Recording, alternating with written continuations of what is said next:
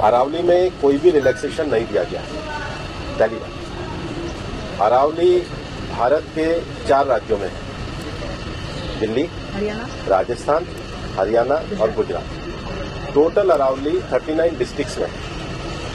अरावली की पिटीशन 1985 से चल रही है। इस पिटीशन में चलने के बाद अरावली में माइनिंग के स्ट्रिक्ट नियम होने चाहिए, इसके हम भी पूरी तरीके से समर्थन करते हैं। सुप्रीम कोर्ट ने चारों राज्यों को कहा कि अरावली की सेम डेफिनेशन होनी चाहिए। सेम डेफिनेशन में 100 मीटर को, जो कि 1968 का जो जियोलॉजी का स्टडी है रिचर्ड मॉर्फी, उसके कारण है। कुछ यूट्यूब चैनल ने और कुछ लोगों ने एक कंफ्यूजन खड़ा कर दिया कि 100 मीटर का अर्थ होगा टॉप के 100 मीटर। ऐसा नहीं है। उसका जो बेस स्ट्रक्चर है, जो पर्वत का बेस स्ट्रक्चर है, अगर वो जमीन के अंदर भी 20 मीटर है, वहां से लेकर 100 मीटर तक प्रोटेक्शन है। तो जो 100 मीटर का प्रोटेक्शन है, जो लोगों ने कंफ्यूजन करा है कि मतलब ऊपर का 100 मीटर है, नीचे खुदाई कर सकेंगे, वो नहीं है। मैं आपको फिर क्लियर कर रहा हूं। 100 मीटर का अर्थ है टॉप 100 मीटर से बॉटम के अंदर तक जो उसका पूरा फैलाव है। पहाड़ी तो ऐसे होती है, तो उसका बॉटम तो बड़ा होता है, जहां तक उसका बॉटम जाएगा वहां से लेकर 100 मीटर तक प्रोटेक्शन है। और अगर एक पहाड़ी और दूसरी पहाड़ी के बीच में 500 मीटर का ही गैप है, तो वो जमीन भी अरावली रेंज मानी जाएगी। इस डेफिनेशन के आने के बाद 90% से ज्यादा एरिया प्रोटेक्टेड एरिया में आ गया। 90% से ज्यादा। मेरा ये स्टेटमेंट लिख लीजिए, टोटल अरावली का एरिया 1,47,000 स्क्वायर किलोमीटर है।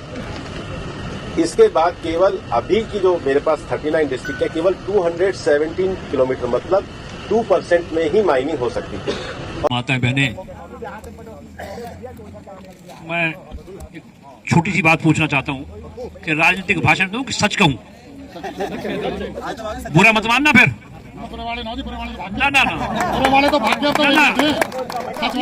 सच सुनने की क्षमता होनी चाहिए, सच बोलने की भी क्षमता होनी चाहिए। आपका ये मेरे ख्याल इन्होंने बताया अभी 18 एकड़ जमीन करीब बता रहे हैं, 18-20 एकड़ जमीन।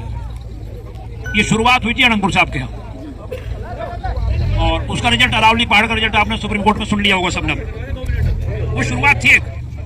मैं वहां भी कहा, आज फिर कह रहा हूं, ये जो बिल्डिंग बन रही है ना सारी आपके सामने, ये कानूनन इनलीगल है। अब उसमें इंटरेस्ट मैं इसीलिए पूछा पहले कि सच कहूं क्या भाषण दूं। ये इनलीगल है सारी।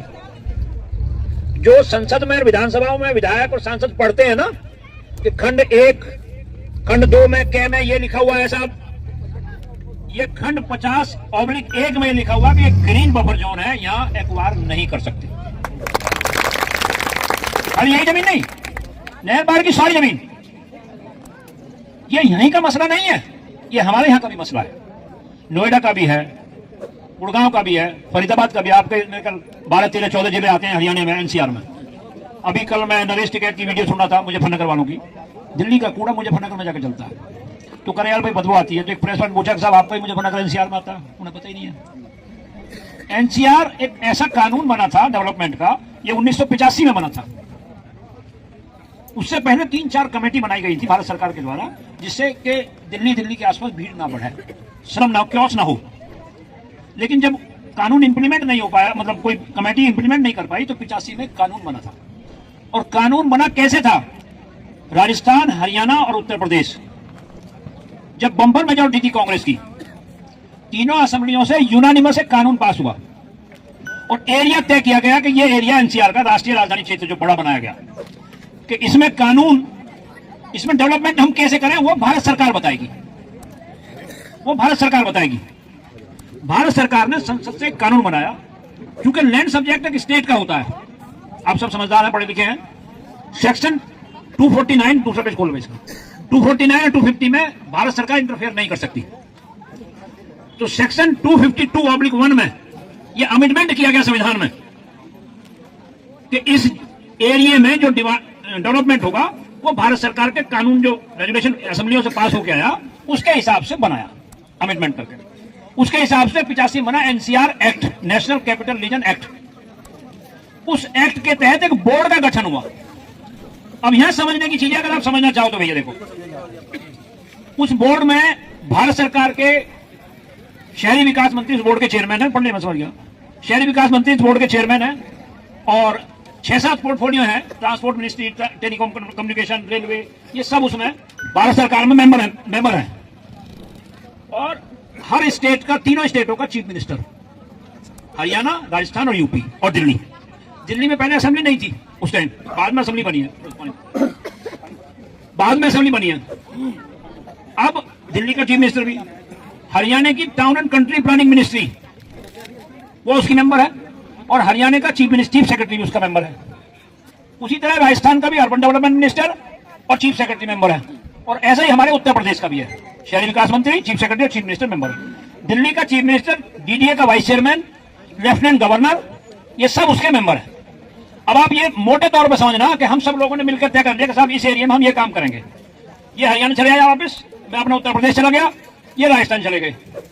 अपने अपने एरिया में तो हम हेड हो गए, अपने अपने एरिया में तो हम हेड हो गए ना, बोर्ड में तो मेंबर हैं हम, लेकिन अपने एरिया में आके हम हेड हो गए।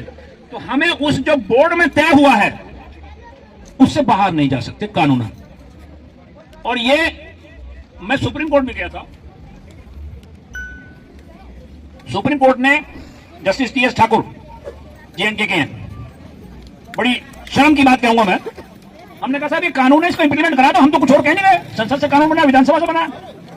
तो मालूम उसका वर्जन क्या था कि हम टाउन प्लानर नहीं है। ठीक है, वो रिटायर होकर चले गए जम्मू कश्मीर। एक दिन मैं भाषण सुन रहा था उनका स्पीच किसी सोशल मीडिया पे कि पीआईएल आती है तो उसको पढ़ना चाहिए। बड़ी हंसी छुट्टी याद देख के, हमने भी तो पीआईएल करी थी, आपने तो पढ़ी नहीं। फिर दिल्ली हाई कोर्ट भी गया मैं, चंडीगढ़ हाई कोर्ट भी गया, इलाहाबाद हाई कोर्ट भी गया। ठीक है, इलाहाबाद हाई कोर्ट से तो हमारा यह हुआ कि हमने अपने जो यूपी सब रीजन के हैं उसमें सब रीजन बनती है, हरियाणा की अलग बनी हुई है, राजस्थान की अलग है, हमारे यूपी की अलग है, सबके मैप है अलग अलग। उसमें डिफाइंड है कि कहां किस एरिया में कितनी जमीन एक्वायर करनी है, वो भी लिस्ट ले लेते ना लैंड की, किस एरिया में कितनी जमीन एक्वायर करनी है। मैं आपको समझाने की कोशिश कर रहा हूं। इसमें लिखा है गाजियाबाद लोनी में कितनी है, नोएडा में कितनी है, फरीदाबाद में कितनी है, गुड़गांव में कितनी है, बल्लमगढ़ में कितनी है, कोंडली में कितनी है।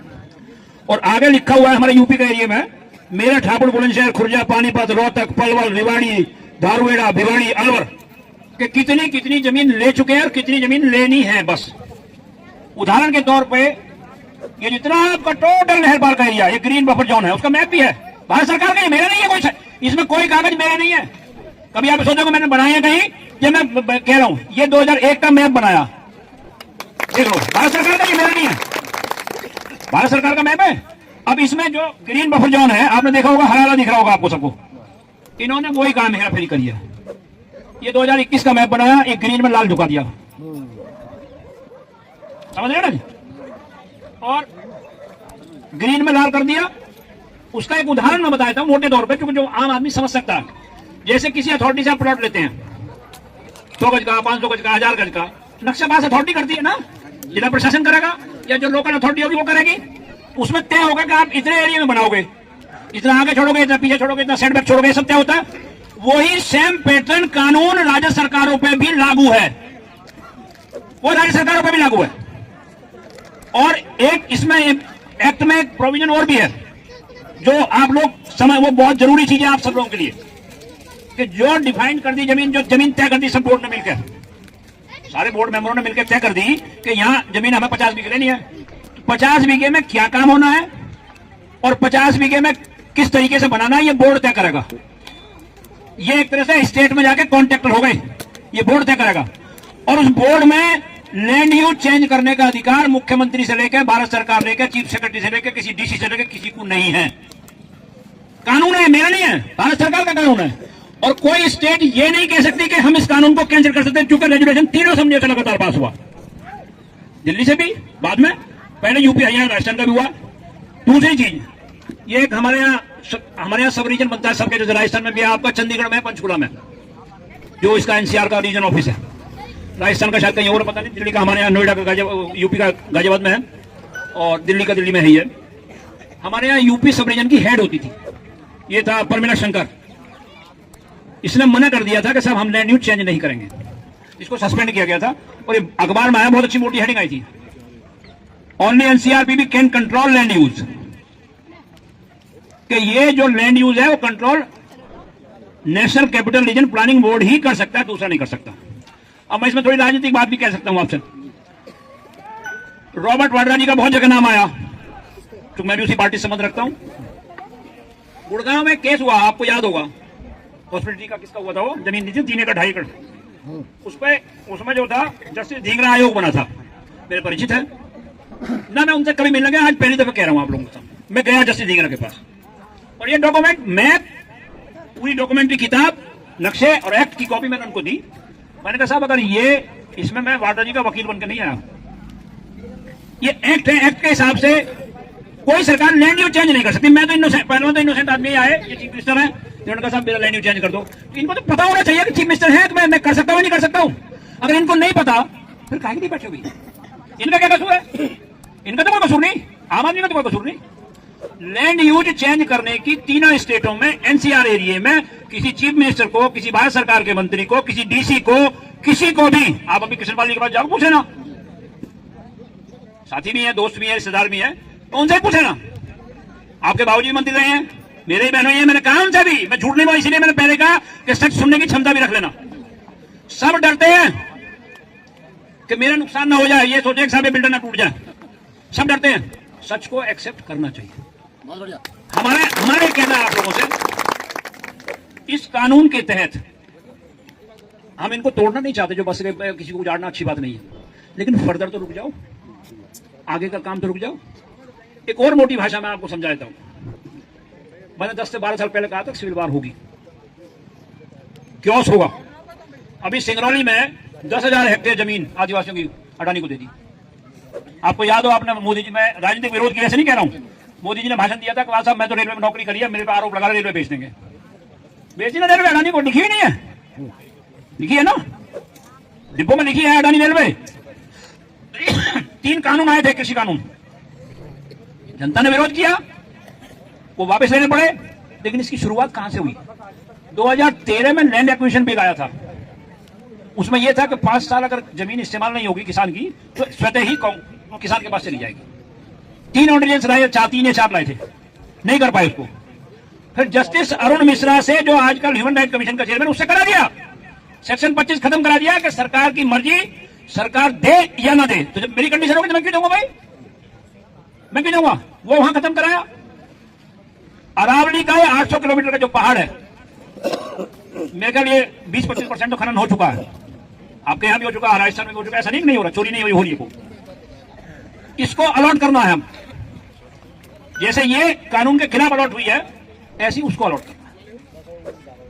बिहार में 1 रुपए में 10,000 हेक्टेयर जमीन दे दी, झारखंड में दे दी, उत्तरांचल में मुरली मनोहर जोशी इन्हीं के नेता हैं, वो रोकने गए थे, पेड़ काट रहे हैं वहां भी। तो डेवलपमेंट की परिभाषा कंक्रीट से नहीं नाप सकते। 50 गज वाले को भी ऑक्सीजन चाहिए और 5,000 गज वाले को भी ऑक्सीजन चाहिए सांस में लेने के। अगर ये सोचेंगे साहब 50 गज वाले का टूटना मेरी क्षेत्र पे क्या फर्क लग रहा, फर्क आपको उसको भी लगेगा। इसलिए अपने नेताओं से पूछो और अपने डीसी से पूछो, भैया एनसीआर एक्ट एक्सप्लेन कर दे तू हमें। अगर एनसीआर एक्ट एक्सप्लेन कर दे, हम मान जाए। मैं गारंटी के साथ कहता हूं, मैं तुम मना कर दूं, भैया चलो छोड़ो, अपने घर पर चले जाओ। लेकिन डीसी अगर एनसीआर एक्ट एक्सप्लेन कर दे कि वो लीगल है, एक्वायर करके लीगल एक्वायर करिए तुमने, तो बता दो हमें कानून है कि नहीं है। दिल्ली हाई कोर्ट का ऑर्डर है मेरा, उसमें साफ लिखा है कि या तो भारत सरकार इस बोर्ड को भंग करके कानून को इंप्लीमेंट कराए या बोर्ड के द्वारा कराए। इट मींस कानून एग्जिस्ट करता है आज भी, इस कानून को कोई खत्म नहीं किया किसी ने भी। इस कानून को लेकर आप डीसी से बात कर सकते हो, आप अपने मंत्रियों से बात कर सकते हो, आप अपने विधायकों से बात कर सकते हो, आप पूर्व विधायकों से, नेताओं से बात कर सकते हो, भैया इसको आर्गुमेंट करो। ये लीगल प्रोसेस यही है। मेरा आप सब लोगों से हाथ जोड़ के निवेदन है, खासकर नौजवान पीढ़ी से खड़े हैं सब, रील देखने के बजाय गूगल पर सर्च कर लो। हर खबर पाइए सीधा अपने मोबाइल पर।